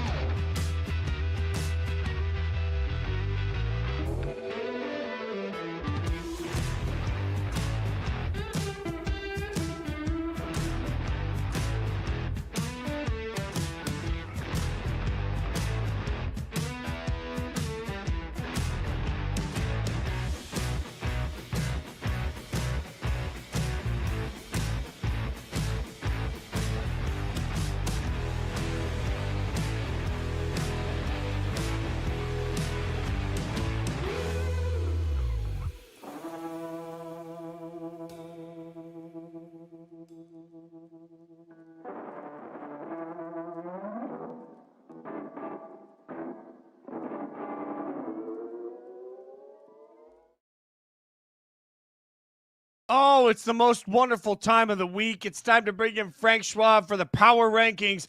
The Power Frankings. We have to wait a long, long time before I'll see my favorite team listed in it. But, Frank, this is where we get to have a little bit of fun. We'll see how you've done this week. Everybody, you can check these out, Yahoo Sports, so you can check out the Power Rankings. But this is the time every week where we get to just absolutely just drag Frank Schwab for the next half an hour while we figure it out. Let's talk about the top. Let's bring the top four up and see if he finally got it right. Update, he did not. The Philadelphia Eagles are listed as the number one team in all the land. Caroline Fenton said yesterday if Frank didn't have the Rams at number one, she would revolt. Caroline, do I need to keep you two in separate places at this point? Pitchforks. You pitchforks might need Caroline. to. Why I oughta, Frank. I literally, in our rundown, I added a comment in your rankings and it says, quote, what the actual crap, Frank? Frank, what more do you need to see from the Rams? Rams are excellent. I'll give them that. They also had a game at home where they had 4 interceptions and would have lost with a long field goal at the end. Like I don't. The Rams are very, very good. They could have been number one. But what have the Eagles really done to not be number one? This is the Super Bowl champs. they've had one really bad game. That Giants game was miserable, but you know what? By now, everybody's had a bad game. The Rams losing to the 49ers JV team at home wasn't exactly covering themselves in glory that day. So, and if I remember right, let me think about this. I think we do have a head-to-head result between these teams. I can't remember who won that game, but I'm pretty sure it was the Eagles. That's ancient history, Frank. Ancient history. Ancient history. That was like Ron like Jaworski was playing in that game. Yeah, it was 17,000 Jaworski versus years Jim ago. Everett. Yeah, like we were no, still it using was Roman not. numerals at that Crazy time, Legs Hurst Frank. was running around. What are we doing here? Played the leather helmet. just- Chuck Bednarik had a big game. Yeah, it was no. The Eagles. The Eagles have done. My whole thing here is that the Eagles have done nothing to lose the top spot. Now the Lane Johnson injury worries me because the Eagles are a different team without him. They're going to be without him for 4 to 6 weeks. They could slip here, but the fact that they play in the NFC East does help them a lot here because who's challenging them in the NFC East? Like they're not losing to the Cowboys or the Giants or the Commanders. So I'm keeping the Eagles number one. I'm saying staying strong. The champions remain number one. The Steelers beat the Colts. Any consideration of putting the Steelers in at number 3? I'm just being a jerk now. I'm just becoming Dolphins a beat jerk. the So Bills. mad after last night. Dolphins. Fitz woke up salty after that Raiders game. I could tell you that. He is a jaded man this morning, but let's see if you did anything right with these next 4, Frank. We'll see. Let's see. 5 through 8, we have the Broncos, the Patriots, the Lions, and the Bills. I will give you credit, Frank. I do give credit where credit is due. I don't hate these, but I do want to pick your brain about the differentiating factors between the Broncos, the Patriots, the Lions, and the Bills. How did we land on 5 through 8? Yeah, I do want that, by the way. You know, when you get the movie reviews, I don't hate this too much. Caroline Fenton, Yahoo Sports. I don't hate it. I need that. I need that like on my newspaper power headlines? rankings every week. It seriously would work. Okay, the Broncos. Look, I think the Broncos are to the point of just being kind of the most disrespected team in the NFL. This is a 9-2 team, and all anybody does is pick them apart. Every week, it's Bo Nix this, the offense that. They beat the Eagles, my number one team, on the road. There are only 2 losses. I'm going to say this every single week. Only 2 losses for the Denver Broncos all season. No time left on the clock at the Indianapolis Colts, who we all love. No time left on the clock at the Los Angeles Chargers, who are a playoff team. What more do the Broncos need to do? They just win games. I know some of them have been ugly. I get it. Some of them have been miracles like the Giants game. But they're a 9-2 team with some quality wins. They just beat the Chiefs. I think they deserve this spot. I think a lot of people would have the Patriots ahead of them, but the Patriots have had a much softer schedule. Like, that is a thing. Like, the Patriots have legitimized everything. I'm not saying they're bad or anything like that, but the Patriots' schedule has been so soft. I honestly didn't know what to do with the Lions. The Lions were one of my toughest teams on the board. I just looked at them, and I moved them around. When they look bad, they look really, really bad. Like, they look bad on Sunday night, the offense especially, and all the stuff about Jared Goff can't play outside and the weather. That kind of is all true. Like, sometimes these cliches are true. And so, but I just stuck them at 7 because I still believe the Lions somewhere deep down, they're a good team and they're going to be one of those teams in January that could make a run. But yeah, the Lions were probably the toughest team this week for me. I just didn't know what to do with them. If the playoffs started today, would you actually trust the Broncos and the Patriots more than you trust the Bills? I'm not faulting your rankings. I'm just asking that question. No, I think yes, because we've seen over and over this Bills defense is kind of broken. And unless Josh Allen is Superman, which he could be at 6 touchdowns on Sunday, the Bills are kind of this a more flawed team than we're letting on. Like, they got blasted by the Dolphins. They got blasted by the Falcons. Like, the Broncos don't have anything like that on their resume. The Broncos defense, without Surtain and Alex Singleton, by the way, on Sunday, who played really well against the Chiefs. That's the unit where it's just not getting enough respect. We spend so much time talking about offense. Well, what about the Broncos defense? That might be the best defense in football. They keep them in every single game. Sean Payton's a great coach. So if it was Bills at Broncos, who would I pick? I'd pick the Broncos. I'd pick the Broncos over the Bills, even in a playoff setting. It is wild where we've gotten. I'm stunned at your restraint, Frank. We haven't seen the Ravens yet, but I'm sure that'll change now. I tried. Let's get that. I know. We all know. We're like, how? That's our weekly question every Sunday night. We're like, how you think Frank's going to put the Ravens this week? We got the answer to that. We'll pull up the next grouping here as we go 9 through 12. You got the Packers up at 9. A free fall for the Chiefs, down 5 spots. The Ravens stay put at 11. The Bears inch up at 12. Why such a drastic drop for the Chiefs? Yeah, and it's not like the loss was bad. A last-second loss at Denver is not bad, but at some point you're a 5-loss team, and some of these teams that I do have ranked ahead of them just deserve the respect of being ahead of the Kansas City Chiefs. The Kansas City Chiefs they're just such an interesting team. Odds makers still have not given up on them, by the way. The third best odds to win a Super Bowl at BetMGM, and I know a lot goes into that the books don't want to put up Chiefs 20-1 and get deluged with bets, right? Like that is part of it. They don't necessarily think the Chiefs are the third best team, but I think that is the conundrum with the Chiefs. We all know if they could just get into playoffs, nobody's going to want to face them. Nobody at all. You don't want to face the Chiefs, who have lost 0 games of more than 7 points this year. Every single loss is a close loss. We've all talked about how their luck in close games has just swung the other way. The Chiefs were an issue for me, moving them down that low after a loss that's really not that bad. I respect the Broncos. It's a team that's won 11 straight home games. You lost on the last play. So, but I try. And by the way, trust me, I tried to get the Ravens in the top 8. I had some versions of the power rankings yesterday where I was like, let me just put them like 5th or 6th and see what people say. And then I said, no, they did almost lose to the Browns on Sunday. I gotta hold back at least a couple weeks, but it's coming. There's going to be one Tuesday where all 3 of us are talking and you guys are like, what are you doing putting the Ravens at 3 or something like that? Because I truly do believe in this Ravens team. I admire your restraint, Frank. I really do. I held back. I do want to go back to the Chiefs for a second because you bring up all of their losses or close losses, and that is fair. But so many of their wins last year were close wins, undefeated in one-score games last year. Now they haven't won a single one-score game this year. Is the magic gone? Does that concern you about the longevity of this Chiefs team? How do we diagnose what's wrong with the Chiefs? I think most of it is just bad luck. Just like last year, a lot of it was good luck. I'm not one of these people sitting here saying, yes, the Chiefs create their own. No, the shotgun snap bounces off Aiden O'Connell's chest. Sorry, Fitz. That's just not something you cook up in a meeting on a Wednesday, right? Like that just is luck. Yeah. Like that happens. But it just, I just think that there's something a little off about the Chiefs. Like this isn't the strongest Chiefs team we've seen. Like Rashee Rice comes back and Xavier Worthy completely disappears. Rashee Rice is not even doing that much either. He's catching a lot of passes for not many yards, and they have no running game to speak. There's a lot of the Chiefs' problems are not getting explosive plays, and I think that just adds up over time. Like you're kind of always constantly playing from behind because you don't have any quick scores. You don't have anybody that could just take it and go to the house with it. So you're constantly in these close games, and then you're just not able to close the door at the end. And a lot of that, again, is just kind of bad luck. Like you can't expect a team with Patrick Mahomes and Andy Reid to be 0-5 in close games, but there's some things lacking with the Chiefs right now. Look, it's very reasonable if you want to say the Chiefs aren't making the playoffs. Like, okay, I get it. Like a lot of the projections with whether it's DVOA or the Athletic or whatever, have them a little bit better than 50% to make the playoffs. And I think the most stunning, shocking story of the NFL season is we're sitting here, Thanksgiving's coming up, and we're like, the Chiefs might reasonably miss the playoffs altogether. Nobody had that. Nobody figured that. Like, maybe you don't win the AFC West, but you get a wild card. We're going to be crazy and pick the Broncos to win the AFC West.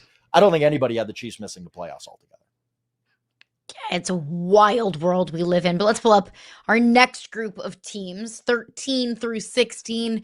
We have the San Francisco 49ers with a slight bump. The Tampa Bay Buccaneers down 1 spot after losing to the Bills. The Jags up 4 spots. Chargers down 4 spots. Jags just absolutely obliterated the Los Angeles Chargers. Oh, wow. Why 1 spot above the Chargers? Yeah, I mean, I had to get the Jaguars above the Chargers. That's one of the reasons for it. In the back of my mind, I'm like, I still think the Chargers are probably the better team on most days, but they weren't on Sunday, so you can't have them ahead of them. The Chargers got absolutely run in that game, and it is worrisome. Like, you look at that Chargers team, and we know the flaws, and the main flaw is the offensive line. And I just watched Justin Herbert over and over and over just get blasted. Like, he was taking some massive hits, and you just wonder how long it's got to take a toll on him. He doesn't have Omari and Hampton to hand the ball to. Kamani Vidal, their replacement running back, has been really up and down. Like, some games he's awesome, some games he provides no help whatsoever. The defense, which has been really, really good, even they were giving up stuff to Trevor Lawrence, which you really can't do. I don't know what to make of the Jaguars. I was high on them before the season. I've really soured on them. But then you look at this game and you say, wow, 35-6 against a really quality Chargers team. The Jaguars are another team. I don't know what to do with them. I don't think the Jaguars are that good. I don't think they make the playoffs. I think the Chiefs make it ahead of them, but you got to give them some respect after you just absolutely tear apart a really quality Chargers team like they did. You've got If we were- four. Go ahead, Caroline. If we were to put a label on these 4 teams, I think the label would be trust issues, like consistently inconsistent. Good. Of these 4, who's the most reliable of this bunch? I think it's the Buccaneers. And I you'd want to say the 49ers, but my goodness, the 49ers can't stop anybody. Like they gave up, I think, 488 yards against the Cardinals, who didn't have Kyler Murray, James Conner, or Marvin Harrison Jr. They can't stop anybody. Now their schedule sets up where they're probably going to be 10-4. Like if you look at their schedule, you're like, yeah, they're really not going to lose any of these games coming up. So I think Kyle Shanahan's doing a great job with them. But overall, I don't trust them to be a factor in January because your defense is that bad. The Buccaneers, by the way, they've had kind of a weird season. They've not had a bad loss all season. You look at 6-4 and you say, well, okay, that's not very good. But you look at their losses and it's teams like the Eagles. The Chiefs beat them, I believe. And it just teams that you're like, yeah, the Buccaneers should lose to these teams. And they play at the Rams on Sunday, another game they're probably going to lose. So they're going to be 6-5 without a bad loss. It's kind of weird. But the Buccaneers schedule gets really soft after that. They could win every single game the rest of the way. Their toughest game the rest of the way is the Carolina Panthers, I still don't have a ton of respect for, even though they're coming off a win. Yeah, no, they come up in your next group. Let's pull up the next 4. Yeah, there's no respect here for the Carolina Panthers. None. They go up 1. They get a win. They go up 1. All right. And then the Texans, who I'm not sure have an offense at all at this point, the Texans only fall 2. What are we doing here? Like, Frank, this whole block right here feels like the Steelers suck. The Texans offense sucks. The Vikings suck. Like, and you got the Panthers just buried in the middle of it. Like, what are we doing to Carolina? Carolina just lost. Carolina. They just lost at home to the New Orleans Saints. Like, we can't forget that. Like, I know we play. The Bills just lost to the Dolphins, Frank. I know, that's true. That's true. We should put New Orleans ahead of Carolina. Head to head. We should put the Raiders ahead of the Patriots. Who knows? Like, I don't know. But yes, Thank you. I can't. The Panthers had a really, really nice win. I thought Bryce Young played one of his best games as a pro. Tet McMillan, I know he doesn't like being called Tet, but I can't pronounce his first name, had the best game of his career at Atlanta. So I'll give the Panthers this. They're hanging around to the point where if they could beat the 49ers on Sunday, and the 49ers defense will allow them to stay in that game, and the Buccaneers lose to the Rams, the Panthers are first place in the NFC South. Like, I don't think that'll hold, but the Panthers are just one of those teams that just the Bears too. They're just hanging around and they're hanging around. It's like, are we ever going to get to the point where the Panthers fall off? And maybe the answer is no. Maybe they're just one of those teams that just kind of has they just know how to win some of these close games and stay in the race all year. All right, let's pull up this next group of teams. 21 through 24. We got the Dallas Cowboys fresh off of a win on Monday Night Football. So sorry, Fitzy. We have the Dolphins up 4 spots. Good for the Dolphins. The Bengals and the Cardinals. We talked about this yesterday. And look, I only a couple of weeks ago was talking about blow everything up in Miami, fire everybody, trade everybody, move on from everything and everyone. This team is broken, but don't look now. They've won 2 in a row after selling at the deadline. How much credit are we giving to Mike McDaniel for keeping this ship on the straight and narrow? A ton. And I tried thinking yesterday off the top of my head about coaches who basically have like 1 3/4 feet out the door and they somehow save their job. It almost never happens. So one that comes to mind is Ron Rivera with the Carolina Panthers way back in the day. He was done. And then the Riverboat Ron thing happened and he had a nice run in Carolina after that. And I wonder if Mike McDaniel's doing something similar because they've won 3 of 4 and with some good wins. Like they blasted the Falcons. They blasted the Bills. They didn't look great against Commanders, but you win a weird game in Spain. Like, okay, that's fine. You're right. I thought, and like I said on Inside Coverage yesterday, part of our job covering the NFL is to talk about the hot seat. Like, it's just the way of the NFL. You're going to see a quarter of the league change over its coaches just about every year. And yes, Mike McDaniel a few weeks ago looked like dead man walking. Like, he's not going to make the rest of the season. Now, and if you look at the Dolphins' schedule, they have some winnable games coming up. They could get to like 6-7. Like, all of a sudden, you're like, they're kind of in the playoff race. I give Mike McDaniel a ton of credit. I thought this team was going to be one of those 2-15. Mike McDaniel gets fired right after Thanksgiving. Like something. I don't think that anymore. I think McDaniel's done enough to at least get the rest of the season and then you reevaluate. And the answer might be, let's give Mike another year and see what happens. Let's see if he could do what Ron Rivera did so many years ago in Carolina. Yeah. Are you in for that plan if it's Mike and Tua next year? Like, would you be in for if the Dolphins go on a run? Are you in for running it back? I don't love it, but I don't think you got a lot of other options either. Like, okay, move on from Tua. That's great. Who's your quarterback? Like, I mean, it's not easy always. You might end up with Justin Fields. It's not always easy going in that quarterback carousel. I just appreciate that you didn't say Geno. Let's get to the next. No, stop it. Let's get to the next grouping. The Falcons, the Commanders, the Giants, the Browns. The Browns move up one in this situation. They get themselves out of the last bracket, so that feels like that's an accomplishment. The Falcons free fall 4 spots. We were talking. You mentioned the hot seat. Would you put Raheem on the hot seat in Atlanta? Yep. You got to. I mean, I know the Falcons didn't expect a Super Bowl this year or anything, but they definitely expected better than what they've seen. Look, bad teams find ways to lose games, and they found another way to lose a game on Sunday. And eventually you just say, this is a 3-7 football team that expected to compete for the division. Like, at some point, somebody's got to pay the price for that. And I don't dislike Raheem in any way, but this is going to be his third lose, unless Kirk Cousins somehow saves him, and that ain't going to happen if you watch Kirk Cousins play lately.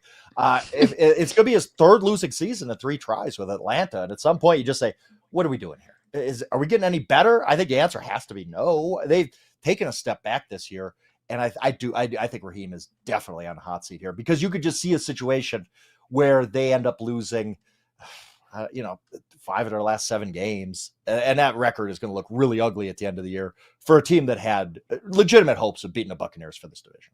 I just want Carolina world where Arthur Blank makes Kirk Cousins work holiday shifts at Home Depot just to get his $100 million back. Yeah. It's like, you know what? I paid you for something, and it's not for the football. So get out there and help us during the holidays. We got lots of tools to sell. Earn your keep. What about Kevin Stefanski? I know he's won 11 games in 2 seasons, but in the years that he didn't win double-digit seasons, it's been 3 wins, 7 wins. They have 2 wins right now. Is Kevin Stefanski on the hot seat?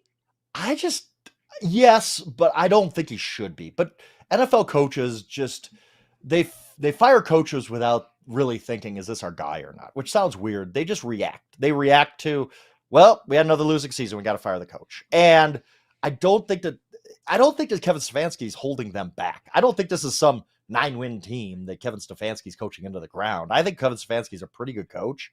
I don't think the Browns' next coach is going to be better than Kevin Stefanski, especially when you're like, okay, here, our future is Dylan Gabriel. Like, oh, you're not selling a lot of candidates on that. But there's just been so much noise, and Browns fans want him gone. And I just think Jimmy Haslam's a pretty bad owner, and he's just going to react and fire a guy who's a pretty good coach, who's going to do better in his next job, because it's going to be a better situation than the Browns, unless the Jets somehow hire him.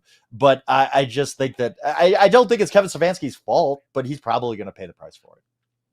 Not a whole lot of hope in these last 4 either. Round out the bottom 4 of the league. There's a whole lot of bad in this league. The Jets, the Saints. We can skip past 31. The Titans at 32. Wait a second. You guys ask me the questions. Now I need to ask Fitz a question. Please? Pete Carroll back yes or no? No.